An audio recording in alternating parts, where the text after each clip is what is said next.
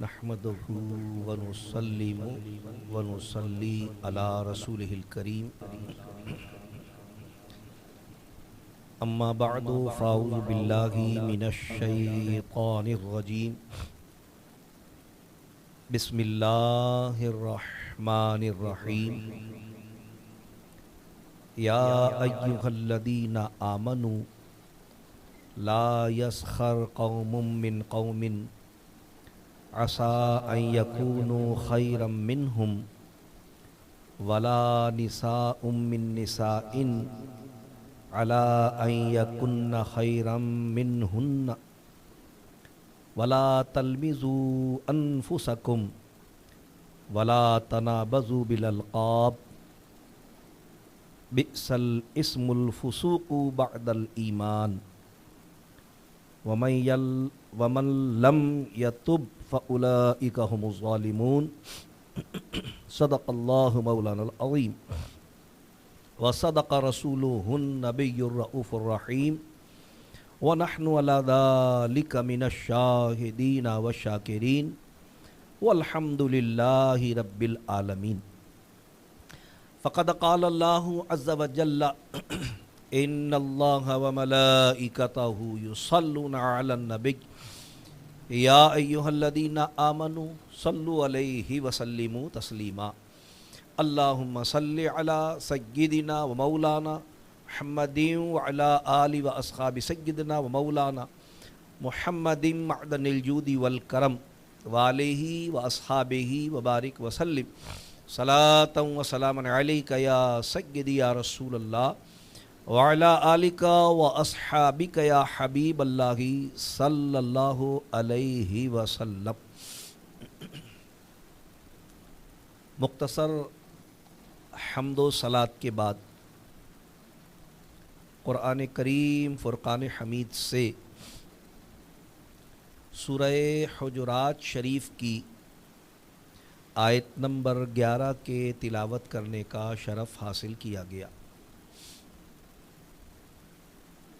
گزشتہ دروس قرآنیہ میں آپ اسی سورہ حجرات شریف کی 10 آیات مبارکہ 2 نشستوں میں ترجمے اور مختصر تفسیر کے ساتھ سماعت فرما چکے ہیں، جن میں اللہ تبارک و تعالیٰ نے نہایت ہی نصیحت آموز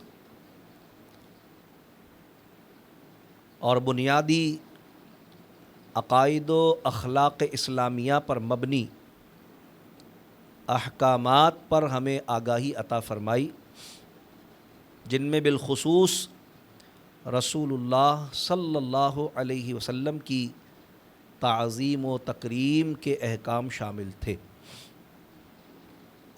آج جو آیت مبارکہ ہم نے تلاوت کی، آج ہماری یہ تیسری نشست ہے سورہ حجرات کے حوالے سے، اور 2 آیات مبارکہ انشاءاللہ آج ہم تلاوت، ترجمہ اور تشریح و تفسیر کے ضمن میں سماعت کریں گے، کیونکہ قرآن کریم اللہ تبارک و تعالیٰ کا کلام ہے اور رسول اللہ صلی اللہ تعالیٰ علیہ وسلم کا زندہ و جاوید معجزہ ہے، اور حضور علیہ الصلاۃ والسلام کے جو خصوصی اوصاف ہیں ان میں سے اللہ تبارک و تعالیٰ نے سرکار کو ایک وصف جوامع الکلم ہونے کا بھی عطا فرمایا ہے، جس کا معنی یہ ہے کہ رسول اللہ صلی اللہ علیہ وسلم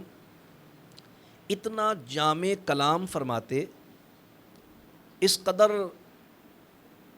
مضبوط، اس قدر مدلل اور اس قدر بہترین بات ارشاد فرماتے کہ وہ اپنے الفاظ کے اعتبار سے تو مختصر ہوتی تھی، چند لفظوں پر مبنی ہوتی تھی، لیکن اپنے معانی، اپنے مطالب، اپنے مفاہیم اور انہی الفاظ کے نتیجے میں لوگوں کو ملنے والے علم اور فیض کے اعتبار سے بہت وسیع و عریض ہوتی تھی.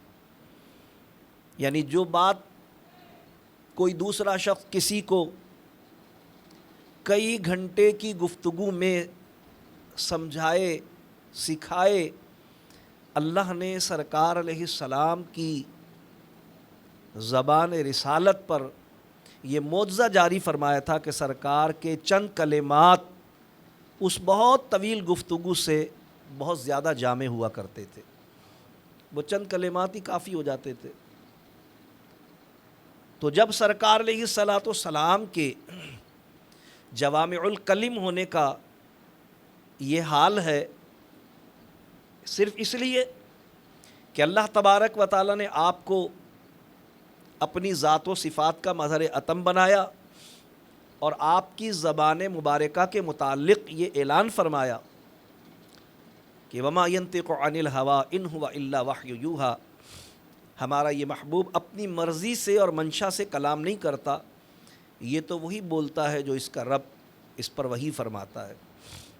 تو جب حضور علیہ السلام کی ہوئی گفتگو اور آپ کی زبان مبارک سے نکلنے والے کلمات طیبات ایسی عظمت، رفعت، شوکت اور شان والے ہوتے تو قرآن تو براہ راست اللہ ہی کا کلام ہے. یعنی وہ جو بات کہی جا رہی ہے کہ ہمارا حبیب اپنی مرضی سے کوئی بات نہیں کرتا، وہی بولتا ہے جو اس کا رب اس پر وحی کرتا ہے، وہ وحی غیر مطلوع کے بارے میں کہی جا رہی ہے جس میں الفاظ حضور علیہ السلام کے ہوتے تھے، معانی اور مطالب، منشا اللہ تبارک و تعالیٰ کی ہوتی تھی. لیکن قرآن کا حضور کا معجزہ ہونا اور کلام الہی ہونا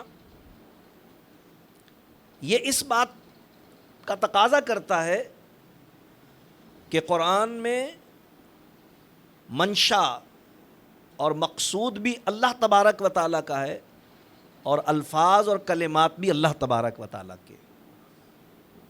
تو پھر اس کا تھوڑے الفاظ میں طویل، حسین، جامع اور انتہائی سبق آموز مضامین کا بیان کر دینا یہ کوئی حیرت کی بات نہیں ہے، اس لیے کہ قرآن عام انسان کا کلام نہیں ہے، عام آدمی کی گفتگو نہیں ہے، اللہ کا کلام ہے، رسول اللہ صلی اللہ علیہ وسلم کا معجزہ ہے. لہذا یہ جو دو آیات مبارکہ میں نے عرض کی کہ آج ہم ان پر گفتگو کریں گے، سورہ حجرات شریف کی آیت نمبر 11 اور 12. تو اپنے کلمات کے اعتبار سے تو یہ دو آیات ہیں، لیکن ان دو آیات میں مختصر ترین طور پر بھی کم سے کم 8 مضامین ہیں جو اللہ تبارک و تعالیٰ نے اپنے پیارے حبیب علیہ السلام کی زبان نبوت سے ان کی امت کے لیے بطور نصیحت ہمیں عطا فرمائے ہیں. کم سے کم 8 مضامین جو اس کے ظاہری کلمات سے ہمارے سامنے، وہ جو اہل علم اس کے معارف پر کلام کرتے ہیں، وہ جو اہل تصوف، اہل دل، اہل نظر اس کے باطن پر گفتگو کرتے ہیں، ظاہر ہے ان کی نظر تو اور دور تک جاتی ہے، ان کی نگاہیں اور مضامین کو تلاش کر لیتی ہیں، ان کے ذہن اور علوم و فنون تک پہنچ جاتے ہیں. ہم تو اس کے ظاہری کلمات پر اور اس کے ترجمے اور سادہ اور عام فہم تفسیر پر آپ کے سامنے کچھ گفتگو بحیثیت طالب علم عرض کر رہے ہیں. لہذا رب کائنات نے ارشاد فرمایا کہ یا ایھا الذین آمنوا لا یسخر قوم من قوم عسیٰ ان یکونوا خیرا منہم. رب کائنات نے فرمایا اے ایمان والو، نہ مرد مردوں پر ہنسیں، عجب نہیں کہ وہ ان ہنسنے والوں سے بہتر ہوں. یعنی جن پر ہنسا جا رہا ہے وہ ان سے بہتر ہوں جو ان پر ہنس رہے ہیں.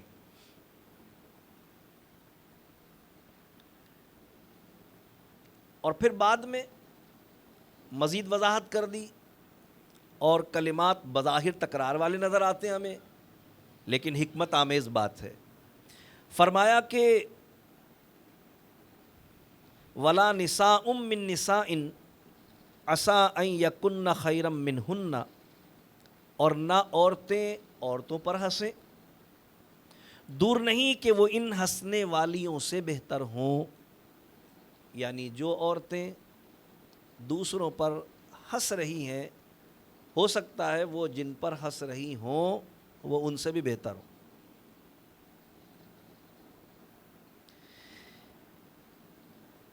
بڑا سادہ سا اور واضح سا مضمون ہے۔ کسی پر ہنسنا، کسی کی ہنسی بنانا، عرف عام میں ہم کہتے ہیں کسی کا مذاق اڑانا، اسلام نے اسے حرام قرار دیا اور سختی کے ساتھ منع کیا، اور مردوں اور عورتوں کا علیحدہ علیحدہ ذکر اس لیے کر دیا کہ عمومی طور پر مردوں اور عورتوں کی نشستیں اور مقامات گفتگو جدا جدا ہوتے ہیں۔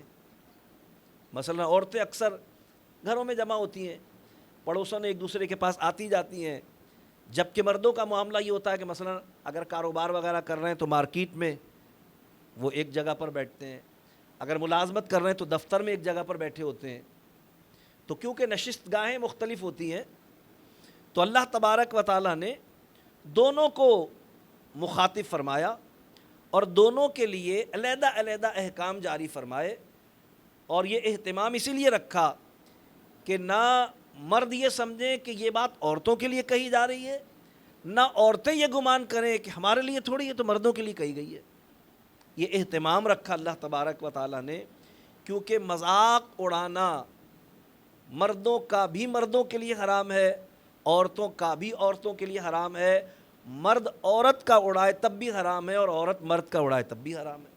مذاق اڑانا، تمسخر کرنا کسی بھی قسم کا۔ حضرت عبداللہ ابن عباس رضی اللہ عنہ ارشاد فرماتے ہیں کہ یہ آیت کریمہ بنی تمیم کے متعلق نازل ہوئی، جو کہ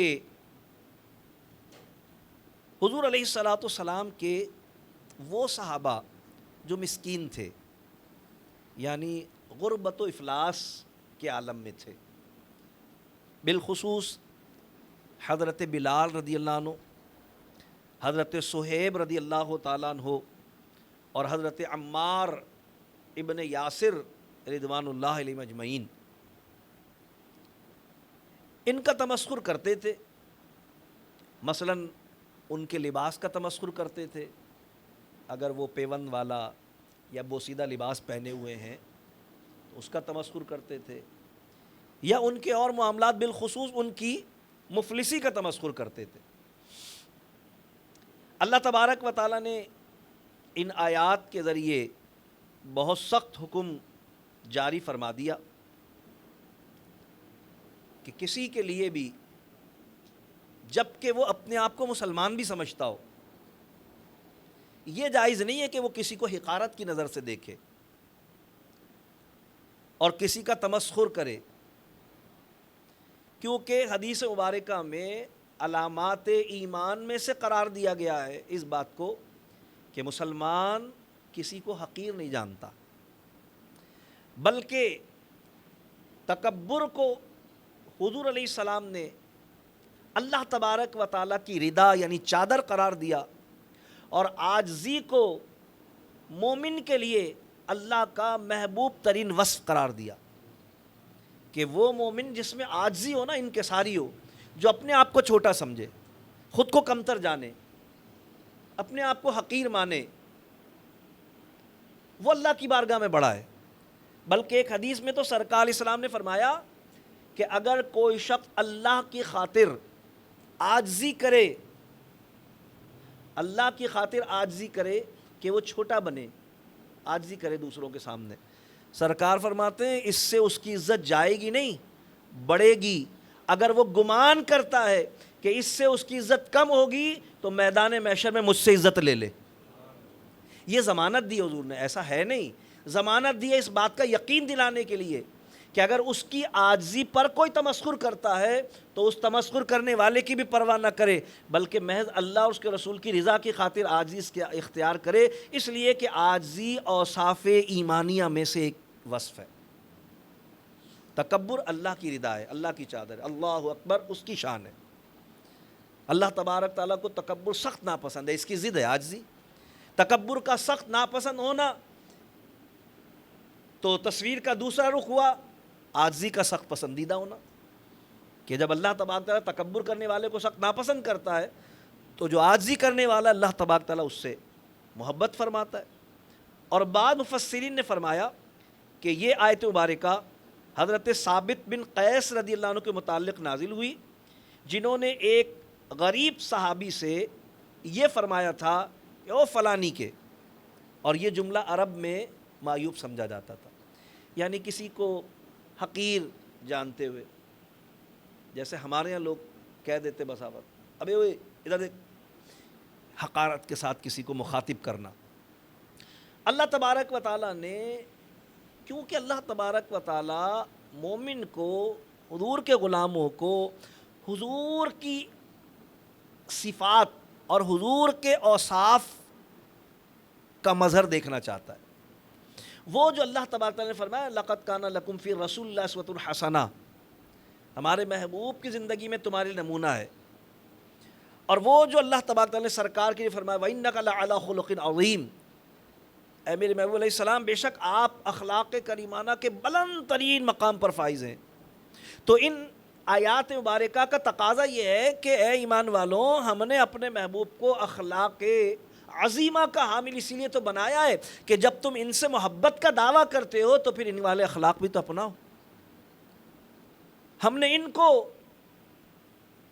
ساری کائنات کا مالک و مختار بنانے کے باوجود دیکھو کیسا عاجزی کا پیکر بنایا ہے کہ ننگی زمین پر تشریف فرما ہو جاتے ہیں، چٹائی پر لیٹ جاتے ہیں، اینٹ کا سرہانہ بنا لیتے ہیں، اس اختیار کے باوجود کہ خود فرماتے ہیں اگر میں چاہوں تو میرے ساتھ سونے اور چاندی کے پہاڑ چلیں، سادہ کھانا کھاتے ہیں، ایک وقت کھاتے ہیں ایک وقت نہیں بھی کھاتے۔ بعض علماء کرام فرماتے ہیں کہ اللہ کے حبیب صلی اللہ علیہ وسلم نے فقر یعنی غریبی کو اپنے لیے فخر فرمایا، الفقر و فخری، سرکار نے فرمایا یہ جو غربت ہے نا، یہ سادگی، یہ مسکینی، یہ میرا فخر ہے۔ اور حضور کے لیے واقعی فخر تھا، اس لیے کہ حضور وہ مجبوراً نہیں کیے ہوئے تھے، بلکہ وہ اللہ کی رضا کے لیے اور لوگوں کی تعلیم کے لیے کیے ہوئے تھے، ورنہ خود فرما رہا ہے کہ بھئی میں چاہوں تو سونے چاندی کے پہاڑ میرے ساتھ چلیں۔ اور پھر اس لیے بھی کیا کہ قیامت کے دن سرکار خود فرماتے ہیں کہ سب سے زیادہ غریب جنت میں جائیں گے، سب سے زیادہ غریب جنت میں جائیں گے۔ اور صوفیہ کرام فرماتے ہیں یہ بھی سرکار کی رحمت العالمینی کا ایک حصہ ہے کہ حضور علیہ السلام نے اختیاری طور پر غربت کو اپنایا تاکہ غرباء کے لیے میری سنت اگرچہ مجبوراً ہی عمل کریں، یعنی وہ غربت کی وجہ سے چٹائی پر بیٹھے گا مگر میری سنت کا ثواب ملے گا، وہ غربت کی وجہ سے ننگی زمین پر سوئے گا مگر میری سنت کا ثواب پائے گا، وہ غربت کی وجہ سے اینٹ کا سرہانہ بنائے گا مگر کیونکہ میری محبت اگر اس کے دل میں ہے تو پھر اگرچہ یہ چیزیں اس کے لیے مجبوری ہی میں ہوں گی لیکن میری محبت دل میں ہوگی تو اللہ تعالیٰ اس کو میری سنت کا ثواب عطا فرمائے گا۔ تو رب کائنات نے بہت سختی سے منع فرمایا اور فرمایا کہ ایمان والوں نہ تو مردوں پر ہنسیں، عجب نہیں کہ وہ ان ہنسنے والوں سے بہتر ہوں، اور نہ عورتیں عورتوں پر ہنسیں، عجب نہیں کہ وہ ان ہنسنے والیوں سے بہتر ہوں۔ مفسرین کرام فرماتے ہیں کہ اس سے تین باتیں ہمارے سامنے واضح ہو کر آتی ہیں۔ ایک تو یہ کہ مسلمانوں کی کوئی قوم، کوئی کام کرنے والا، کسی نسل سے تعلق رکھنے والا حقیر اور ذلیل نہیں ہے۔ یہ جو ہمارے یہاں بعض لوگوں کا تصور ہوتا ہے نا بھئی یہ تو یار یہ نائی قوم کا ہے، یہ چمار ہے، یہ دھوبی ہے، یعنی ان کے کو ان کی قومیت تصور کرتے ہوئے پھر بنظر حقارت ان کو دیکھا جاتا ہے، یہ جائز نہیں ہے، اسلام میں اس کی گنجائش نہیں ہے، کیونکہ یہ تو ہمیں مشرکین میں ملتا ہے۔ آج بھی ہندوؤں میں سب سے زیادہ ذات پات کا فرق پایا جاتا ہے۔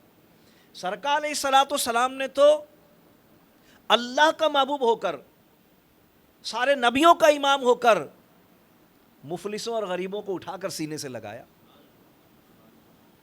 کوئی فرق نہیں کیا۔ صہیب روم سے آئے تھے، بلال حبش سے آئے تھے، دنیا کے کونے کونے سے آنے والے، مختلف شعبوں، مختلف ذاتوں، مختلف نسلوں، مختلف رنگوں سے تعلق رکھنے والے لوگ، لیکن جب انہوں نے حضور کا کلمہ پڑھا تو حضور نے ان کو سینے سے لگایا جن کو کوئی منہ لگانے کو تیار نہیں تھا۔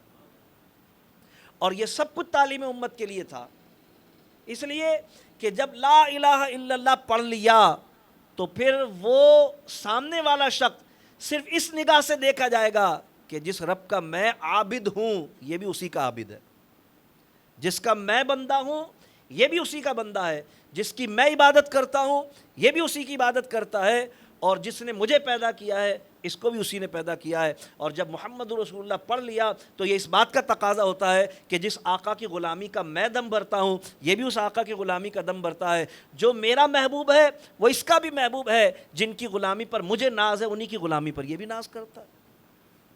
وہ جو کہہ دیا گیا کہ انما المؤمنون اخوۃ، سارے مومن آپس میں بھائی بھائی، مطلب وہ رنگ و نسل کا، ذات پات کا، شعبہ زندگی کا، معاشرتی حیثیت کا جو فرق ہے، اسلام اس کو قبول نہیں کرتا۔ اسلام تو اس کو مٹانے کے لیے آیا، ذات پات کا فرق، رنگ و نسل کا فرق۔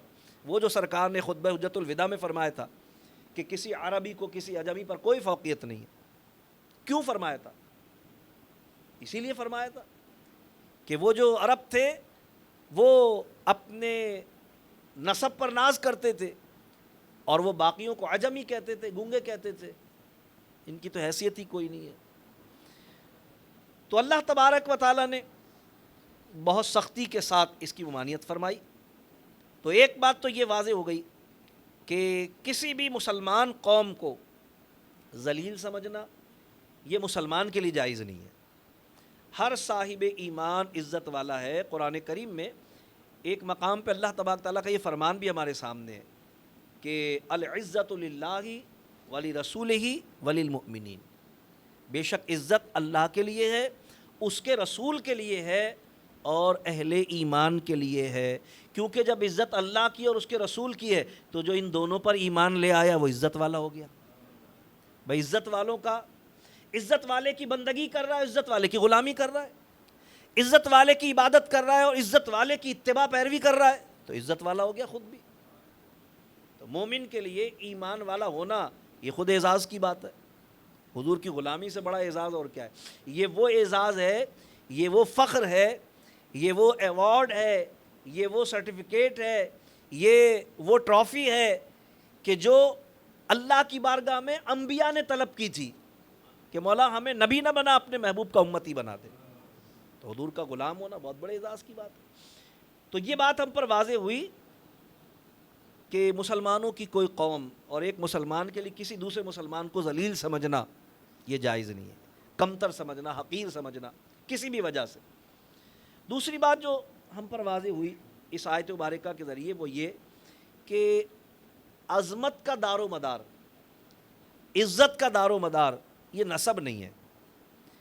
یعنی کہ بھائی میں صدیقی ہوں، میں فاروقی ہوں، میں عثمانی ہوں، میں سید ہوں، میں خان ہوں، میں شیخ ہوں، میں مغل ہوں، یہ پہچان کے لیے بتائے تو ٹھیک ہے، لیکن اگر اس بتانے کا مقصود یہ ہو کہ تم حقیر اور میں برتر ہوں تو یہ اسلام کے فلسفے کے خلاف ہے، یہ ایمان کے تقاضے کے منافی ہے۔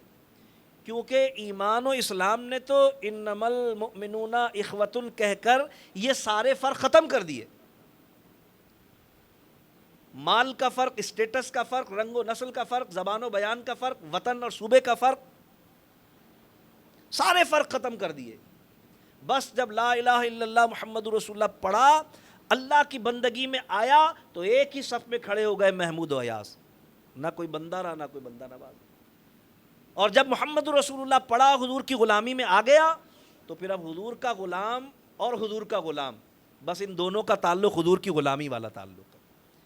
پھر ایک سید ہے، ایک شیخ ہے، پھر ایک مغل ہے، ایک پٹھان ہے، پھر ایک امیر ہے، ایک غریب ہے، ایک گورا ہے، ایک کالا ہے، ایک کسی معاشرتی حیثیت میں اقتدار و اختیار کا حامل ہے، ایک مفلسی اور غربت میں کسی لاچارگی کا شکار. کچھ نہیں، کوئی فرق نہیں مانا جائے گا. اگر فرق رکھتا ہے تو پھر وہ کامل مومن نہیں ہے، کیونکہ یا ایھا الذین آمنو کہہ کر مخاطب کرنے کا معنی یہ ہے کہ اگر ایمان والا ہے تو پھر اس سبق کو یاد کر لے، اور نہ صرف یاد کرے بلکہ اپنے سیرت و کردار میں اس کو شامل کر لے. تو یہ بات بھی واضح ہو گئی کہ نسب پر عزت کا دار و مدار نہیں ہے، جیسا کہ قرآن نے آگے چل کر اسی سورہ مبارکہ میں کہہ بھی دیا کہ انا اکرمکم عند اللہ اتقاکم، تم میں سے اللہ کے نزدیک زیادہ عزت والا وہ ہے جو زیادہ پرہیزگار ہے. یعنی اللہ کے یہاں جو چیز عزت بڑھاتی ہے وہ پرہیزگاری ہے، تقوی ہے، کیونکہ سارے مومن عزت والے ہیں. ابھی میں نے آیت پڑھ کے سنا دی کہ عزت اللہ کے لیے، اس کے رسول کے لیے اور ایمان والوں کے لیے. تو جب سارے مومن عزت والے ہیں تو اب اگر کوئی کہے کہ بھی کم عزت والا اور زیادہ عزت والا کون ہے، تو اس کا جواب یہ دیا گیا کہ انا اکرمکم عند اللہ اتقاکم، تم میں سے اللہ کے نزدیک زیادہ عزت والا وہ جو زیادہ پرہیزگار ہے. ایمان میں تو برابر ہے نا سب، یعنی بدعقیدہ کا تو تعلق ہی نہیں ہے نا اس بات سے. کسی قادیانی کا اس سے تعلق نہیں ہے، کسی رافضی کا اس سے تعلق نہیں ہے، کسی خارجی وابی کا اس سے تعلق نہیں ہے، کسی یہودی کا، عیسائی کا، نصرانی کا، کسی بدعقیدہ، کسی مشرک، کسی بے دین کا کوئی تعلق نہیں. یہ تو بات ہو رہی ہے ایمان والوں کی کہ ایمان جب لے آیا وہ صحیح العقیدہ مسلمان مومن اہل سنت و جماعت ہے وہ، تو سارے کے سارے عزت والے ہیں. اب کون زیادہ عزت والا ہے اس کے لیے یہ قانون بیان ہو رہا ہے اسی صورت میں آگے چل کر جو اگلے درس میں بیان کرے کہ ان اکرمکم عند اللہ اتقاکم، تم میں سے اللہ کے نزدیک زیادہ عزت والا وہ ہے جو زیادہ پرہیزگار ہے. اب جو علم میں محنت کرے، اب جو عمل میں محنت کرے، اب جو دین سیکھے، احکامات شریعت پر زیادہ عمل کرے، بس جو اس معاملے میں جتنا آگے ہے وہ اتنا زیادہ عزت والا ہے. یعنی معیار عزت جو ہے وہ یہ اللہ کی بارگاہ میں. یہ بات بھی ہم پر واضح ہو گئی. اور تیسری بات جو ہمارے سامنے واضح ہے وہ یہ ہے کہ آج کل کے دور میں ہم دیکھتے ہیں کہ لوگ بہت زیادہ یعنی نسب کا تانا دیتے ہیں لوگوں کو، اور بعض نادانوں نے تو یعنی شعبہ زندگی کو جو کہ کسی کا شعبہ ہے اس کو ہی نسب قرار دے دیا ہے.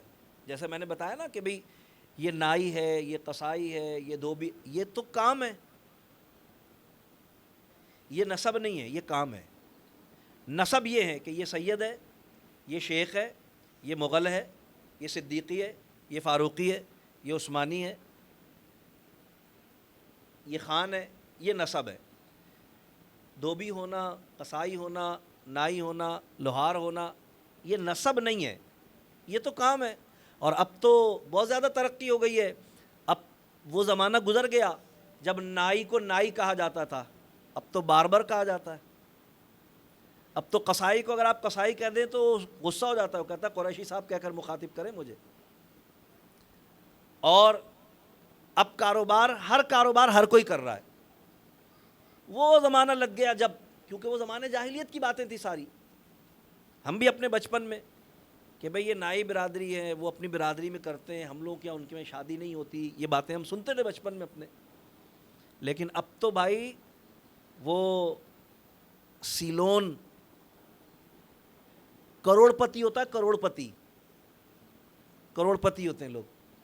اب تو وہ بیوٹی پارلر چل رہے ہیں. یعنی پیسے کے اعتبار سے اب یہ فیلڈ اتنی آگے بڑھ چکی ہے کہ بیسیوں لوگ ایسے میں نے دیکھے جنہوں نے حلفیہ یہ بات کہی کہ ہمارا خاندان یہ نہیں ہے، ہم کر رہے ہیں یہ کام، اور فلاں ملک سے جا کے ہم نے ٹریننگ کی ہے، فلاں جگہ سے ہم ٹریننگ کر کے آئے ہیں بیوٹیشن کی، وہ کام کر رہے وہ. لیکن جو زمانے جاہلیت تھا اس میں کیونکہ یہ چیزیں بہت زیادہ تھیں، تو اب بھی اگر کسی کے ذہن میں یہ بات ہے تو یہ بات جاہلیت ہی کی ہے. اب بھی کسی کے ذہن میں اگر یہ بات آئے کہ وہ اپنے کسی مسلمان بھائی کو صحیح العقیدہ سنی کو اس کے شعبہ زندگی کی وجہ سے حقیر جانے، یا اس کی غربت کی وجہ سے حقیر جانے، یا اس کے رنگ و نسل کی وجہ سے اس کو حقیر جانے، تو یہ بات اس کے ایمان اور اس کے اسلام کے منافی ہے یہ بات۔ ایسا شخص کامل مومن نہیں ہو سکتا۔ تو فرما دیا گیا اور یہ کہہ دیا گیا کہ بھئی نہ تو مردوں پر ہنسیں، اور تصویر کا دوسرا رخ بتا دیا کہ ہو سکتا ہے جو کسی پر ہنس رہا ہے، جس پر وہ ہنس رہا ہے وہ اس سے بہتر ہو، یعنی اللہ کے نزدیک وہ اس سے بہتر ہو، مراد یہ ہے اس سے، کیونکہ اگر وہ نیک ہے، پرہیزگار ہے، تو جو قانون اللہ نے بیان کیا اس کے مطابق تو وہ جس پر ہنسا جا رہا ہے وہ اس سے بہتر ہے جو ہنس رہا ہے، کیونکہ معیار جو ہے عزت کا وہ تو تقوی ہے، پرہیزگاری ہے۔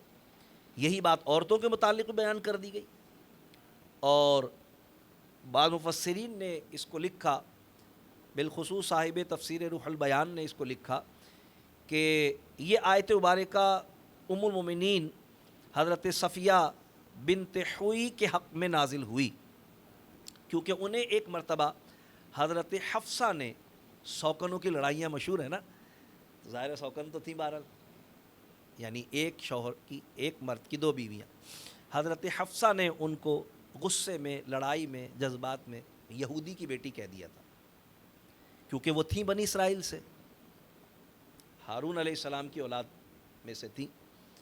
وہ رونے لگیں، حضور کی بارگاہ میں آ گئیں کہ یا رسول اللہ مجھے، لیکن ایمان لا چکی تھی ظاہر ہے اب تو وہ، لیکن انہوں نے بھی یہودی نہیں کہا ان کو کہ تو یہودن، یہودی کی بیٹی کا، تو بات تو صحیح تھی، باپ دادا تو ان کے یہودی ہی تھے، یعنی یہ اگرچہ ان کے لیے تکلیف کا باعث تھا، اس لیے اس کو ہم ان کے حق میں یعنی گالی یا کچھ کہہ لیں، لیکن یہ گالی اصلاً نہیں تھی، کیونکہ وہ واقعتاً، لیکن جب ان کو اس سے تکلیف پہنچی اور حضور کی بارگاہ میں حاضر ہوئیں، حضور نے ان کو تسلی دی، حضور نے فرمایا کہ تمہارے لیے اس میں شرم کی کیا بات ہے، تم ایک نبی کی اولاد ہو اور ایک نبی کی بیوی ہو، مطلب حضور نے تسلی دی ان کو، جس سے ان کا دل بڑھے کہ بھئی تمہارے لیے تو اعزاز کی بات، ہارون علیہ السلام کی اولاد میں سے تھی وہ، تو فرمایا کہ بھئی تمہارے لیے تو اس میں یعنی تکلیف اور شرم کی کوئی بات نہیں ہے، بلکہ تم ایک نبی کی بیوی ہو اور ایک نبی کی اولاد۔ اچھا یہ مرض کیونکہ عورتوں میں ہوتا بھی زیادہ ہے، یہ کچھ قدرتی بات ہے، یہ والا مرض جو ہے یہ عورتوں میں ہوتا بھی زیادہ ہے، تو قرآن کریم نے اس لیے عورتوں کا علیحدہ سے ذکر کیا، حکمت بھی یہی ہے کہ وہ یہ نہ سمجھے کہ عمومی بات ہے، بتایا جائے نہیں بھئی مردوں کے لیے بھی ہے اور عورتوں کے لیے بھی ہے، اور حکم دونوں کے لیے نام لے کر بیان کیا جا رہا ہے تاکہ واضح ہو جائے کہ سزا بھی دونوں کے لیے ایک سی ہے، یعنی صنف نازک ہونے کی وجہ سے اس گناہ پر سزا میں کوئی رعایت نہیں ہے، اور جگہوں پر تو ہوتا نا بھئی کہ کوئی رعایت ہو صنف نازک ہونے کی وجہ سے، ایسا نہیں ہے۔ پھر اس کے بعد ایک اور حکم بیان کر دیا گیا، اور اس میں بھی یہ بات بھی کہ یہ جو نسب کا تانا دینا یا کسی پر ہنسنا یہ معاملہ ہے، اور کسی پر اعتراض کرنا، تو بعض صوفیہ کرام نے لکھا ہے، اگرچہ کسی مستند حدیث میں اس کا تذکرہ نہیں ہے، لیکن مفسرین نے صوفیہ کے حوالے سے اس کا ذکر کیا، کہتے ہیں وہ جب اللہ تبارک تعالیٰ حضرت آدم علیہ السلام کو تخلیق فرما رہا تھا نا، اور ملائکہ حیرت سے دیکھ رہے تھے کہ بھئی یہ کیا بنایا جا رہا ہے، کیونکہ اس سے پہلے تو اس قسم کی کوئی مخلوق موجود تھی نہیں، تو ان کی حیرت کو زائل کرنے کے لیے اللہ تبارک تعالیٰ نے ارشاد فرمایا تھا انی جاعل فی الارض خلیفہ، میں اسے زمین میں اپنا خلیفہ بنانے والا ہوں۔ فرشتوں کو تسلی دی جا رہی تھی کہ یہاں کے لیے نہیں ہے، یہ زمین کے لیے ہے، انی جاعل فی الارض خلیفہ، میں اسے زمین میں اپنا خلیفہ بنانے والا ہوں۔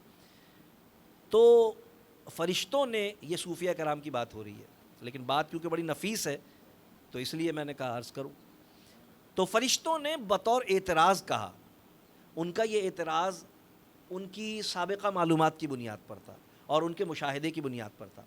ان کا مشاہدہ کیا تھا؟ مشاہدہ یہ تھا کہ یہ جو بنایا جا رہا تھا نا، اس کو 4 عناصر سے بنایا جا رہا تھا. اس کا خمیر ان کے سامنے تیار کیا گیا تھا.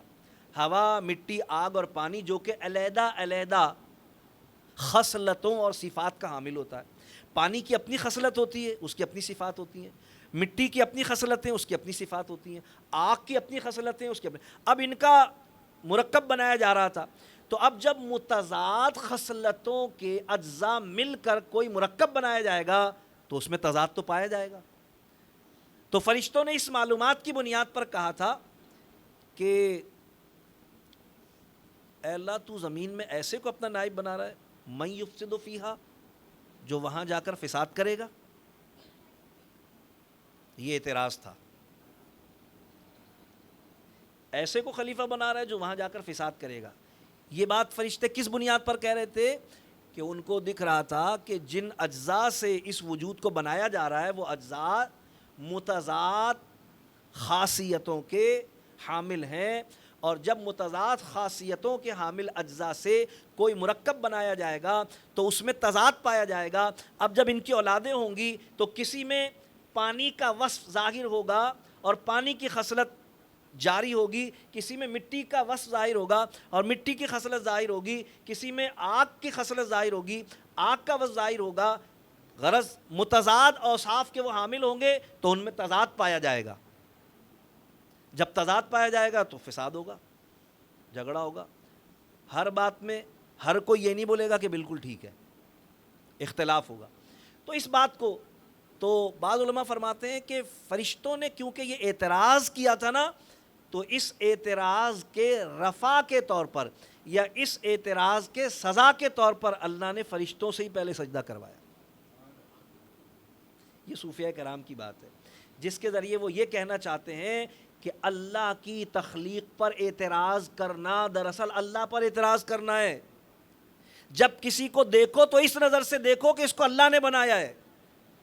اور اللہ قرآن میں یہ کہہ رہا ہے کہ لَقَدْ خَلَقْنَا الْإِنسَانَ فِي أَحْسَنِ تَقْوِيمٍ، ہم نے انسان کو سب سے بہترین شکل و صورت پر بنایا ہے. تو جب اللہ فرما رہا ہے کہ ہم نے انسان کو بہترین شکل و صورت پر بنایا ہے، اب کوئی کسی کے کالے ہونے پر، کسی کے نکٹے ہونے پر، کسی کے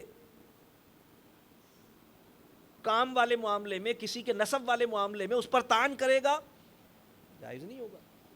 تو اسی لیے پھر اگلی بات جو کہی نا وہ یہی بیان کی گئی.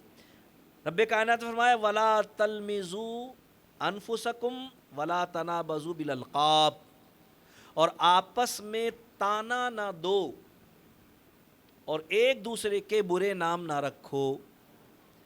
اب یہ دوسری بات بیان کر دی گئی. پہلا حکم مذاق نہ اڑاؤ، تمسخر نہ کرو کسی کا.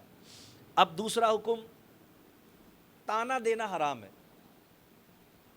کسی کو تانا دینا یہ حرام ہے. کسی پر نام رکھنا یہ حرام ہے. ہمارے اردو میں کہتے ہیں نام رکھنا، کہ بھئی یہ تو جب دیکھو مجھ پہ ہی نام رکھ دیتے ہیں. تانا دینا کسی کو، کسی بھی حوالے سے تانا دینا، اس کے کسی عمل کا تانا دینا، اس کی رنگت کا تانا دینا، اس کی شکل و صورت میں موجود کسی نقص کا تانا دینا، اس کے ہنر اور کام اور شعبے کا تانا دینا. ابے تو گھاس گھاٹنے کے سوا کچھ کر ہی نہیں سکتا، اس کے شعبے کا تانا دینا، کسی بھی قسم کا تانا دینا، اس کو بھی اسلام نے حرام قرار دیا. اور اس کے ساتھ ہی ساتھ پھر تیسرا حکم یہ بھی دے دیا کہ نام نہ بگاڑو. اب کوئی اگر کسی کو تانا دیتا ہے تو یہ سخت حرام ہوگا. وجہ کیا ہے؟ اخلاقیات کی بات ہے، لیکن اس کو بڑا گناہ کیوں قرار دیا جا رہا ہے؟ اس لیے کہ مسلمان کی تعریف میں یہ بات بتائی گئی. سرکار نے فرمایا المسلم من سلم المسلمون من لسانہ و یدہ. مسلمان تو ہے ہی وہ جس کی زبان اور ہاتھ سے دوسرا مسلمان محفوظ رہے. اور کہنے والے کہتے ہیں کہ زبان کی مار ہاتھ کی مار سے زیادہ شدید ہوتی ہے، کیونکہ زبان کا زخم صحیح ہو جاتا ہے، ہاتھ کا زخم صحیح ہو جاتا ہے، لیکن زبان کا زخم دیر تک تکلیف کرتا ہے۔ میں نے پہلے کبھی کہی ہے، ابھی میرے ذہن میں آ گئی تو دوبارہ کہہ دوں، سائنس کی تحقیق یہ ہے کہ انسان کے بدن پر جہاں بھی زخم لگتا ہے نا، تو سب سے جلدی جس جگہ انسان کا زخم صحیح ہوتا ہے وہ زبان ہے۔ منہ میں اگر کوئی زخم ہو نا، تو اگر خدا نہ خواستہ اس کو کوئی مثلا شوگر وغیرہ کا پرابلم نہ ہو، نارمل آدمی ہو، تو جسم میں کہیں بھی زخم لگنے کے مقابلے میں زبان پر، منہ میں جو زخم لگتا ہے وہ سب سے جلدی صحیح ہوتا ہے۔ اس لیے کہ اللہ نے انسان کے منہ سے اس کی زندگی کو کھانے پینے کے ساتھ وابستہ کیا ہوا ہے نا، تو یہ تاثیر رکھی اللہ نے انسان کے منہ کا زخم جو ہے۔ تو صوفیہ کرام فرماتے ہیں کہ منہ کا زخم سب سے جلدی صحیح ہوتا ہے، لیکن منہ کا لگا ہوا زخم سب سے دیر میں صحیح ہوتا ہے۔ منہ سے جب کوئی بزرگ جب نصیحت کرتے ہیں نا، تو کہتے ہیں بھائی الفاظ کے دانت نہیں ہوتے، لیکن اس کی کاٹ دانتوں سے زیادہ خطرناک ہوتی ہے۔ تو بات یہی ہے کہ تانا دینا، انگلی اٹھانا کسی پر، اسلام نے اس کی اسلام ایک پرامن معاشرہ چاہتا ہے۔ اسلام مومنوں کے درمیان ایک دوسرے کے دل میں محبت اور خلوص چاہتا ہے۔ اسلام چاہتا ہے کہ ایک مسلمان دوسرے مسلمان کو اس نظر سے دیکھے کہ یہ اللہ کا بندہ ہے، اور ایک مسلمان دوسرے مسلمان کو اس نظر سے دیکھے کہ یہ رسول اللہ کا غلام ہے صلی اللہ علیہ وسلم۔ اور یہ دونوں نسبتیں اسے اس طرح دوسرے مسلمان کے ساتھ جوڑ دیں کہ اسے یاد رہے کہ انما المؤمنون اخوۃ، وہ ایک دفعہ کو اپنے سگے بھائی کے متعلق تو دینی حمیت کی وجہ سے کوئی معاملات کر سکتا ہے، لیکن اپنے صحیح العقیدہ مسلمان کے ساتھ وہ ایسا معاملہ نہیں کر سکتا جس میں طعن اور تشنیع شامل ہو۔ تو دوسرا حکم یہ بیان کیا گیا کہ تانا نہ دو، اور تیسرا حکم یہ بیان کر دیا گیا کہ ایک دوسرے کے برے نام نہ رکھو۔ ہمارے یہاں معاشرے میں نام بگاڑنے کا ایک عام رواج ہے، بن گیا لوگ نام بگاڑتے۔ عرب شریف میں بھی اس زمانے میں ایسا ہوتا تھا کہ لوگ نام بگاڑتے تھے۔ ہمارے یہاں آپ دیکھتے ہیں لوگ نام کچھ ہوتا ہے، پکارتے کچھ ہیں۔ اچھا خاصا اقبال نام ہے، بالے بھائی پکاریں گے اس کو۔ اچھا خاصا تنویر نام ہے، ویر پکاریں گے اس کو۔ نام بگاڑنا شریعت میں ممنوع ہے، حرام ہے، گناہ ہے۔ فرمایا گیا وَلَا تَنَابَزُوا بِالْأَلْقَابِ، ایک دوسرے کو برے ناموں سے مت پکارو، یعنی ایسا نام خاص طور پہ جو سامنے والے کے لیے دکھ کا باعث بنے، اس کو برا لگے، یہ تو اور بھی زیادہ، یعنی کہ کیونکہ پھر وہ تانا ہو گیا کہ آپ نے نام بھی بگاڑا، اس کو تکلیف بھی پہنچی اس سے۔ بعض نام ایسے ہوتے ہیں کہ وہ بگڑے ہوئے تو ہوتے ہیں لیکن اس سے سننے والے کو تکلیف نہیں ہوتی۔ مثال کے طور پر کسی بچے کی رنگت بہت زیادہ گوری ہوتی ہے تو گھر والے اسے بھورا کہنے لگتے ہیں۔ اب گھر والوں نے جب اسے بھورا کہنا شروع کیا تو اس کو وہ بھورا کہنا برا نہیں لگتا، تو اگرچہ وہ نام بدلا تو گیا اس کا، لیکن اس پر گناہ نہیں ہے کہ وہ اس کی عرفیت بن گیا ہے۔ لیکن کسی کو اوے نکٹے، ابے او کلوے، یہ نام بگاڑنا ہے جس سے اس کو اذیت پہنچے، کیونکہ یہاں وہی بات آ رہی ہے وہ جو حدیث ابھی میں نے سنائی کہ بھئی زبان اور ہاتھ سے مسلمان کو تکلیف نہیں پہنچنی چاہیے، اس کو تکلیف پہنچ رہی ہے آپ کی بات سے، آپ اس کا نام بگاڑ رہے ہیں، تو نام بگاڑنا جو ہے یہ اس کے لیے تکلیف کا باعث بن رہا ہے، تو شریعت اسلامیہ نے اسے حرام قرار دیا۔ اچھے نام رکھنے کی اسلام میں تاکید کی گئی ہے۔ ظاہر ہے اچھے نام کیوں رکھوائے اسلام نے؟ اکثر صحابہ کرام کا یہ معاملہ رہا اور اب بھی ایسا ہی ہوتا ہے کہ جب وہ ایمان لائے تو رسول اللہ صلی اللہ علیہ وسلم نے ان کے نام تبدیل کیے۔ آج بھی ایسا ہی ہوتا ہے، جب کوئی مسلمان ہوتا ہے اس کا نام تبدیل کیا جاتا ہے۔ کیوں تبدیل کیا جاتا ہے نام؟ اب وہ مسلمان ہو چکا ہے، اب اس کا ایسا نام ہونا چاہیے جو اپنے پکارے جانے میں بھی حسن رکھتا ہو اور اپنے معنی اور مفہوم میں بھی حسن رکھتا ہو، اچھے معنی والا نام۔ حدیث پاک میں سرکار نے فرمایا کہ تم میں سے کسی کے گھر لڑکا پیدا ہو تو وہ اس کا نام محمد رکھے۔ صحابہ نے پوچھا یا رسول اللہ اگر کسی کے 2 بیٹے ہوں 3 بیٹے ہوں؟ تو سرکار نے برجستہ فرمایا اس میں حرج کیا ہے کہ کسی گھر میں 2 یا 3 محمد ہوں؟ پھر سرکار نے فرمایا جو شخص میری محبت کی وجہ سے اپنے بیٹے کا نام محمد رکھے گا تو میں اس نام رکھنے والے کی بھی اور جس کا رکھا جائے گا اس کی بھی قیامت کے دن شفاعت کروں گا۔ تو اب سوال یہ ہے کہ بھئی کیا 5 بیٹے تو 5 کا نام محمد رکھ دیں؟ صحابہ میں سے بعض نے ایسا کیا،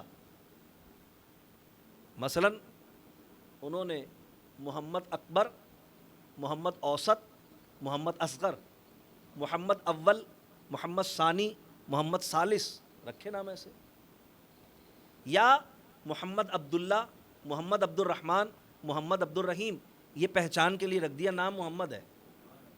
آج بھی الحمدللہ مسلمانوں میں یہ عرف ہے، اور مجھے کسی نے بتایا کہ اب تو یورپ میں اس پر باقاعدہ کوئی بہت زیادہ یعنی تعصب کی وجہ سے کہ وہ بعض ان کی مشینیں ایسی ہیں کہ اس میں محمد لکھو تو وہ اس پر نام کو اٹیک کرتی ہیں، وہ اس کو ایکسیپٹ نہیں کرتی نام کو، کیونکہ وہ ظاہر ہو جاتا ہے کہ بھئی یہ مسلمان ہے، تعصب کرتے ہیں وہ اسلام کی وجہ سے۔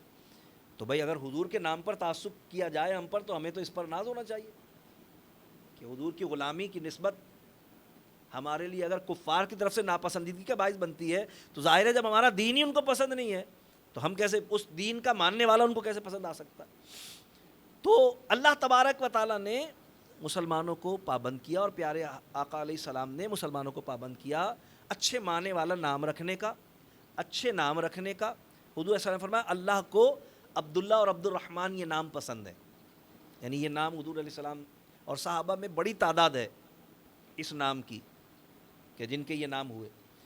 تو الغرض نام کا بگاڑنا اس کی شریعت اسلامیہ میں ممانعت کی گئی، اور کہا ولا تنابزوا بالالقاب، ایک دوسرے کو برے نام نہ رکھو نہ پکارو۔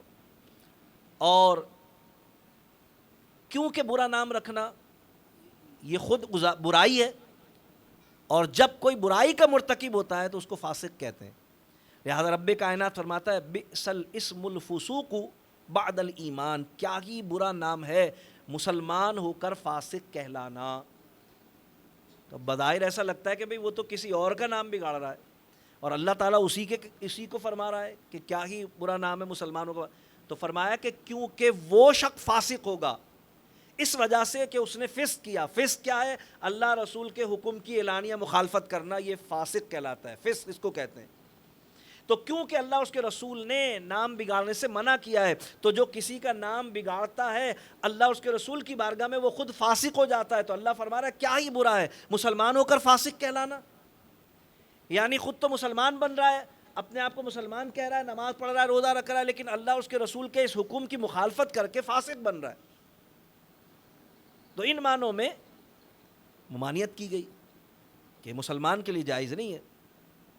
اور پھر بڑی رعایت، بڑی سہولت جو کہ ہر موقع پر اللہ تعالیٰ حضور کی غلامی کی برکت سے حضور کے غلاموں کو عطا فرماتا ہے، وہ دی گئی، اور فرمایا وَمَن لَّمْ يَتُبْ فَأُولَٰئِكَ هُمُ الظَّالِمُونَ، اور جو توبہ نہ کرے وہ ظالموں میں سے ہے۔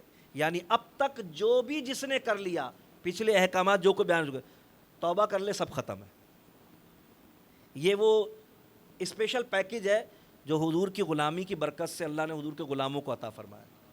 جب رجوع کرے گا، جب توبہ کرے گا، اللہ تبارک تعالیٰ اس کی توبہ کو قبول کر لے گا۔ تو ایک آیت میں یہ 4 حکم بیان ہو گئے۔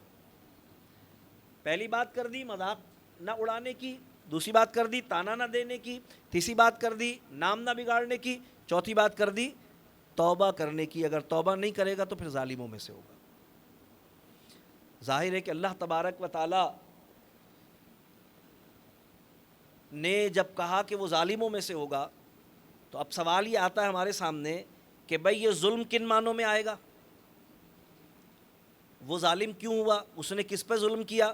تو بات یہ ہے کہ اس نے خود اپنے آپ پر ظلم کیا، کیونکہ جو اللہ اور اس کے رسول کے احکامات کی مخالفت کرتا ہے، اس مخالفت کے ذریعے وہ اپنے آپ کو جہنم کا ایندھن بناتا ہے۔ تو اس نے اپنے آپ پر ظلم کیا نا، اپنے وجود کو آگ کا حقدار بنا لیا اس نے۔ لہذا اللہ تبارک و تعالیٰ نے ممانعت فرما دی اس بات کی کہ بھئی کوئی مسلمان کسی کو عیب نہ لگائے، کیونکہ یہ در حقیقت اپنے آپ کو ہی عیب لگانا ہے، اور کوئی مسلمان کسی کا نام نہ بگاڑے، کسی کو کتا، گدھا، کلو، اندھے، لنگڑے، بہرے، کوئی بھی ایسا لفظ کہ جو اس کے لیے بگاڑ کا باعث، تکلیف کا باعث بنے، اس کی ممانعت فرما دی. اور پھر یہ کہہ دیا کہ جو کچھ پیچھے ہو گیا اگر توبہ کر لے گا تو سب کچھ معاف ہو جائے گا، توبہ نہیں کرے گا ظالموں میں شمار ہوگا. یعنی اس حکم کو جان لینے کے بعد بھی اور اس توبہ کی رعایت کو پا لینے کے باوجود بھی جو توبہ نہ کرے اور اس پر قائم رہے، ظاہر فاسق ہے. تو پھر اللہ تبارک تعالیٰ کی بارگاہ سے وہ سزا کا مستحق قرار پائے گا، کیونکہ ایسی حرکتیں کرنا یہ فاسقوں کا طریقہ ہے، تو وہ فاسق ہو جائے گا. اس کے بعد اللہ تبارک و تعالیٰ ارشاد فرما رہا ہے کہ یہ جو آخری بات میں نے کئی ضمن میں یہ بھی عرض کر دوں، یعنی عقیدے کے حوالے سے بھی یہ بات عرض کر دوں کہ یہ جو اللہ تعالیٰ فرما رہا ہے اور جو توبہ نہ کرے تو وہی ظالم ہے. اس کا مطلب کیا ہوا کہ کسی نے کسی کے متعلق کوئی بھی بات کہی ہے جو کہ اس کے لیے تکلیف کا باعث ہو، گالی دی ہے اس کو، برے القاب سے اس کو پکارا ہے، اس پر واجب ہے کہ توبہ کرے. توبہ نہیں کرے گا تو ظالموں میں سے ہوگا. اس سے ہر مسلمان کو عبرت پکڑنی ہے، لیکن خاص طور پہ ان لوگوں کو عبرت پکڑنی چاہیے جو صرف مسلمانوں کو نہیں بلکہ صحابہ کو گالیاں دیتے ہیں، جو ازواج مطہرات میں عیب لگاتے ہیں. سوچے جب عام مسلمان کو عیب لگانا حرام اور گناہ ہے، اور ایسے شخص کو اللہ نے فاسق کہا ہے، توبہ نہ کرے تو ظالم کہا ہے، تو سوچئے جو ان ہستیوں کی طرف گالیاں، بد کرداریاں اور برائیاں منسوب کرتے ہیں، بلکہ معاذ اللہ ثواب سمجھتے ہیں ان پر تبرہ کرنا، وہ کتنے بڑے ظالم ہیں اور ان کا انجام کیا ہوگا سمجھ سکتے ہیں آپ کہ اللہ تبارک و تعالیٰ کی طرف سے ان کے لیے کتنا بڑا لعنت کا سبب ہے یہ عمل. اس کے بعد اللہ تبارک تعالیٰ ارشاد فرماتا ہے کہ یا ایھا الذین آمنوا اجتنبوا کثیرا من الظن، اے ایمان والوں بہت گمانوں سے بچو. گمان کرنا،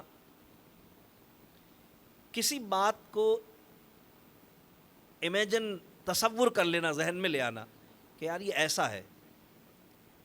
اگر وہ اچھا تصور لائے تو اسے حسن ظن کہا جائے گا، اور اگر برا تصور لائے، برا گمان کرے تو اسے بدگمانی کہا جائے گا. تو حسن ظن کی تو شریعت میں اجازت ہے، حسن ظن تو محبوب ہے کہ اچھا گمان کرے، اللہ سے بھی اچھا گمان کرے، بندوں سے بھی اچھا گمان کرے. لیکن سوء ظن، بدگمانی، یہ اسلام میں حرام ہے. بدگمانی کرنا، دو آدمی بات کر رہے ہیں، یہ کہہ رہا ہے بھئی یہ میری چغلی کر رہا ہوگا، یہ ضرور میری بات کر رہا ہوگا بلا وجہ، حالانکہ وہ اپنی بات کر رہا ہے. اس کو بدگمانی کہتے ہیں. وہ جو نہیں آئے نا، تو وہ جو ہم ان کی فلاں تقریب میں نہیں گئے تھے اس کے بدلے میں نہیں آئے وہ، حالانکہ وہ واقعی بیچارہ ایکسیڈنٹ میں پڑا ہوا ہے، آپ بدگمانی کر رہے ہیں. اسلام نے ممنوع کیا بدگمانی کرنے کو، منع کر دیا گیا کہ بھئی یہ جو بدگمانی ہے، یعنی مسلمان بھائی پر بدگمانی کرنا، یہ کسی کے لیے جائز نہیں ہوگا. یا اسے اس کے کسی کلام میں برا پہلو نکالنا کہ وہ جو یہ کہہ رہا تھا نا، وہ میری طرف اشارہ تھا اس کا، وہ مجھے یوں کہنا چاہ رہا تھا اس لیے اس نے یہ بات کہہ دی. ہمارے یہاں لوگ بدگمانیوں پر پہاڑ کھڑے کر لیتے ہیں، خاندان ٹوٹ جاتے ہیں، رشتے برباد ہو جاتے ہیں، صرف گمان ہی گمان میں. وہ بات ہی نہیں ہوتی سرے سے، وہ جو گمان کی بلڈنگ کھڑی کی ہوئی ہوتی ہے انہوں نے. اللہ تبارک تعالیٰ فرما رہا ہے یا ایھا الذین آمنوا اجتنبوا کثیرا من الظن، اے ایمان والوں بہت گمانوں سے بچو، یعنی ہر بات میں گمان مت کرو. کیوں مت کرو؟ ان بعد الظن اسم، فرمایا اس لیے کہ بہت سارے گمان جو ہیں وہ گناہ ہوتے ہیں. وہی بدگمانی کہ جب بدگمانی کریں گے تو گناہ ہو جائے گا. یہی وجہ ہے کہ علماء اسلام فرماتے ہیں کہ کسی شخص کی بات میں، اور وہ مسلمان ہے، اگر 99 پہلو کفر کے نکلتے ہو، ایک ایمان کا نکلتا ہو نا، تو اچھا گمان کرو. ہاں وہ خود اپنے کافرانہ پہلو کو اجاگر کرے تو الگ بات ہے، لیکن خود سے گمان مت کرو کہ یہ اگر ایک پہلو بھی اس میں حسن ظن کا نکلتا تو وہ پہلو اختیار کرو. اس سے ان لوگوں کو عبرت پکڑنی چاہیے جو بات بات پہ مسلمانوں کو مشرک کہہ دیتے ہیں. ذرا سا اس نے کسی مدار کی چادر کو چوم لیا, ذرا سا سر جھکا دیا اس نے, اس پر شرک کا فتویٰ لگا دیا. اب اس سے تو پوچھ, کیا وہ عبادت کر رہا ہے؟ کیا وہ ان کو خدا سمجھ رہا ہے؟ کیا وہ بطور عبادت کے یہ کام کر رہا ہے؟ نہیں, وہ تو اللہ کا بندہ سمجھ رہا ہے. ادب کی وجہ سے اس نے چادر کا کونا اٹھا کے چوم لیا یا مدار کے کنارے کو چوم لیا. اس سے ان لوگوں کو بھی, یعنی جب بدگمانی کرنا معاملات میں منع ہے تو عقیدے میں بدگمانی کرنا تو آپ سمجھ لیں کتنی بڑی بات ہے. اس سے ان لوگوں کو بھی یعنی عبرت پکڑنی چاہیے کہ اللہ تعالیٰ فرمائے ان بعد الظن اسم, بے شک بعض گمان گناہ ہوتے ہیں. ظاہر ہے یہی گمان ہے نا اس میں کہ کسی کو مشرک سمجھ لینا, بلا وجہ یہ تصور کر لینا کہ اس نے شرک کیا. جب تک اس سے اس کا عقیدہ, اس کا نظریہ نہیں پوچھا جائے گا, آپ کسی کو اپنی طرف سے گمان کر کے کسی پر کفر اور شرک کا فتویٰ نہیں لگا. تو بدگمانی کرنا معاملات زندگی میں ہو یا معاملات دینی میں ہو, بدگمانی کرنے کی اسلام میں اجازت نہیں. فرمایا گیا ان بعد الظن اسم, کہ بعض گمان جو ہوتے ہیں وہ گناہ ہوتے ہیں. تو بدگمانی سے اپنے آپ کو بچانا چاہیے.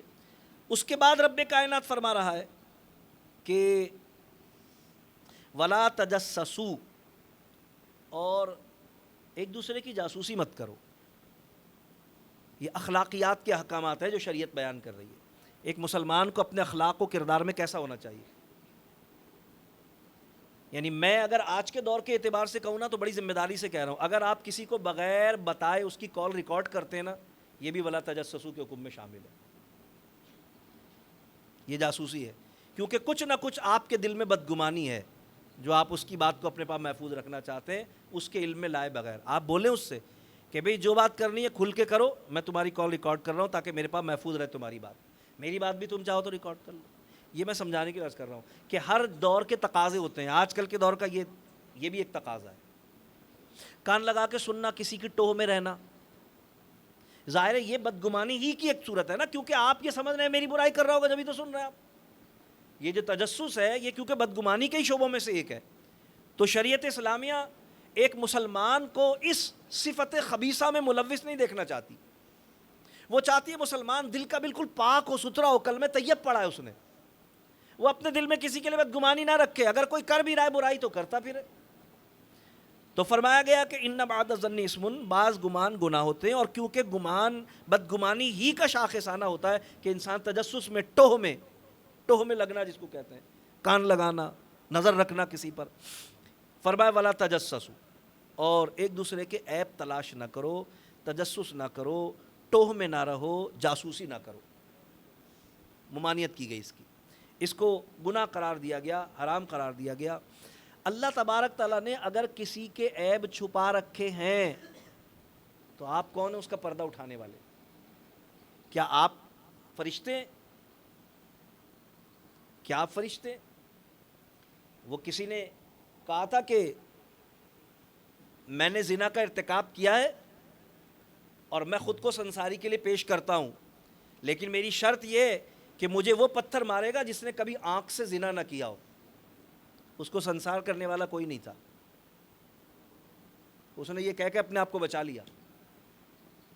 امام مالک کے زمانے کی بات ہے, اس نے کہا میں پیش کر رہا ہوں اپنے آپ کو, لیکن شرط یہ کہ جس نے کبھی آنکھ کا زنا نہ کیا ہو نا, یعنی کسی نامحرم کو اس نے قصدن نگاہ اٹھا کر نہ دیکھا ہو, کیونکہ پہلی نگاہ تو معاف ہے شریعت اسلامیہ میں, لیکن جب اس کا تعاقب کرے یعنی دوسری نگاہ یا جمائے رکھے نگاہ تو وہ بد نگاہی ہے جو کہ زنا کی ایک صورت ہے. کہا جس نے آنکھ سے زنا نہ کیا ہو نا وہ کرے. تو بھئی ہم میں 100 عیب ہیں, اللہ نے ہمارے عیب چھپا رکھے ہیں, یہ بھی حضور کی رحمت العالمین ہی ہے. تفاسیر میں آتا ہے کہ بعض امتوں میں صبح سو کر اٹھتے تھے تو دروازے پر ان کے گناہ لکھے ہوتے تھے. اللہ نے پردہ ڈالا ہمارا. اور سرکار کی صحیح حدیث ہے, سرکار فرماتے ہیں جس نے دنیا میں کسی کے عیب پر آگاہ ہو کر پردہ ڈالا, اللہ قیامت کے دن اس کے گناہوں پر پردہ ڈالے گا. ہمارے ہاں تو لوگ ڈھنڈورا پیٹتے ہیں, اور تجسس کے بعد یہ بات اس لیے کہی ہے کہ تلاش کر کے وہ گناہ معلوم کرتے ہیں. اچھا مجھے پتا تھا یہ کام کرتا تھا, اب تو پکڑ لیا میں نے, اب بتاتا پھر رہا ہے سب کو. بھئی اللہ تبارک تعالیٰ نے اگر کسی کا کوئی عیب ہے بھی اور چھپایا ہوا اللہ نے, تو بھئی تم کسی, اللہ کا نام ہے ستار, ستار کا مطلب ہے ستر کرنے والا، چھپانے والا۔ اللہ کا نام ہے غفار، غفار مانے ڈھانکنے والا، چھپانے والا۔ تو اللہ تبارک تعالیٰ تو ستار العیوب ہے، غفار الذنوب ہے۔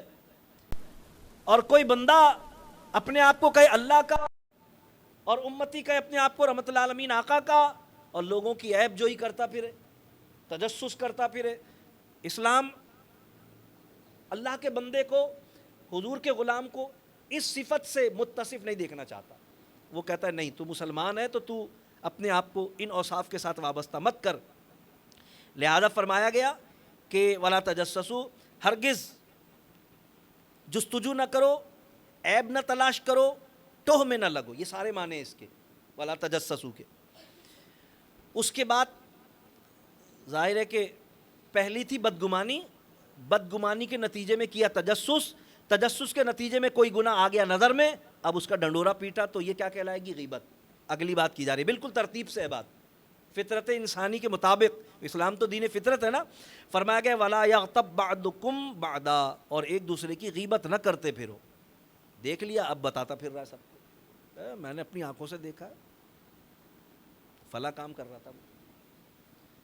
اللہ تبارک تعالیٰ اگر اس کے عیب کو چھپا رکھا ہے تو بھئی تو کیوں اس کے عیب کو عیا کر رہا ہے؟ تیری ڈیوٹی تھوڑی لگائی اللہ نے کہ تو لوگوں کے عیب لوگوں کے سامنے بیان کرتا پھرے۔ ہاں، کسی کے شر سے کسی کو محفوظ رکھنے کے لیے، کسی کی بدعقیدگی پر کسی کو آگاہ کرنے کے لیے، کسی کے ایسی عادت خس کی وجہ، بد کی وجہ سے کہ جو اس کی صحبت پانے والے کو میسر آ سکتی ہے، اس کو اس سے بچانے کے لیے اگر بتائے تو کیونکہ یہ بنیت اصلاح ہے اور عمل کا دار و مدار نیت پر ہوتا ہے، یہ غیبت میں شمار نہیں ہوگا۔ اور یہ بھی ذہن میں رکھیں کہ غیبت بھی جب ہے کہ جو برائی اس کی طرف منسوب کر کے بیان کر رہا ہے وہ اس میں ہو، یہ نہیں کہ اس نے تو خالی بوتل رکھی ہوئی دیکھی تھی سامنے اور بدگمانی کر کے کہا اسی نے پی ہے، یہ لوگوں کو بتاتا پھر رہا ہے شرابی ہے، حالانکہ وہ واقعتاً حقیقت میں وہ نہیں ہے شرابی، سمجھانے کے لیے عرض کر رہا ہوں۔ تو یہ ہوا بہتان، جس کی اسلام میں بہت بڑی سزا ہے، بہت سخت سزا ہے۔